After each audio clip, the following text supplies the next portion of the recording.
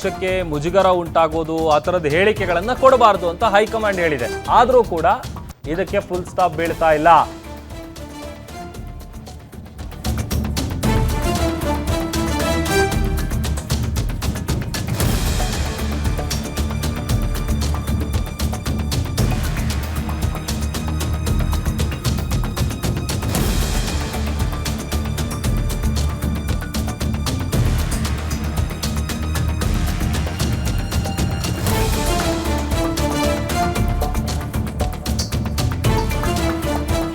ನೋಡಿ, ಯತೀಂದ್ರಗೆ ನೋಟಿಸ್ ಇಲ್ಲ.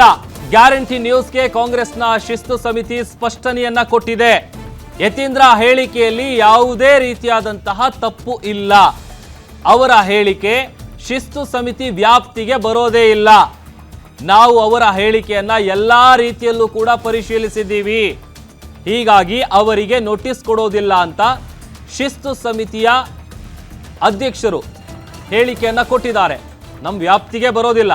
ಆಮೇಲೆ ಅವರು ಕೊಟ್ಟಂಥ ಹೇಳಿಕೆ ಏನಿದೆ ಅದನ್ನು ನಾವು ಎಲ್ಲ ರೀತಿಯಲ್ಲೂ ಕೂಡ ಪರಿಶೀಲಿಸಿದ್ದೀವಿ. ಹಾಗಾಗಿ ಅವರು ಹೇಳಿರೋದ್ರಲ್ಲಿ ಯಾವುದೇ ರೀತಿಯಾದಂಥ ತಪ್ಪಿಲ್ಲ. ಆ ಕಾರಣಕ್ಕಾಗಿ ಅವರಿಗೆ ನೋಟಿಸನ್ನು ಕೊಡೋದಿಲ್ಲ ಅನ್ನುವಂಥ ವಿಚಾರವನ್ನು ಶಿಸ್ತು ಸಮಿತಿ ಸ್ಪಷ್ಟನೆಯನ್ನು ಕೊಟ್ಟಿದೆ. ಒಂದು ಕಡೆ ಈ ಒಂದು ಹೇಳಿಕೆ ಹೊತ್ತಿಸಿರುವಂಥ ಕಿಡಿ ಏನಿದೆ ಅದು ಪರ ವಿರೋಧದ ಚರ್ಚೆಗಳಾಗ್ತಾ ಇದೆ. ಒಂದು ಕಡೆ ಕಾಂಗ್ರೆಸ್ಗೂ ಕೂಡ ಡ್ಯಾಮೇಜ್ ಆಗ್ತಾ ಇದೆ. ಮತ್ತೊಂದು ಕಡೆ ವಿಪಕ್ಷಗಳಿಗೆ ಒಂದು ದೊಡ್ಡ ಅಸ್ತ್ರ ಸಿಕ್ಕಿದೆ. ಇದೇ ಹೇಳಿಕೆಯನ್ನ ಇಟ್ಕೊಂಡು ಸರ್ಕಾರದ ವಿರುದ್ಧ ವಿಪಕ್ಷಗಳು ಮುಗಿ ಬೀಳ್ತಾ ಇದ್ದಾವೆ.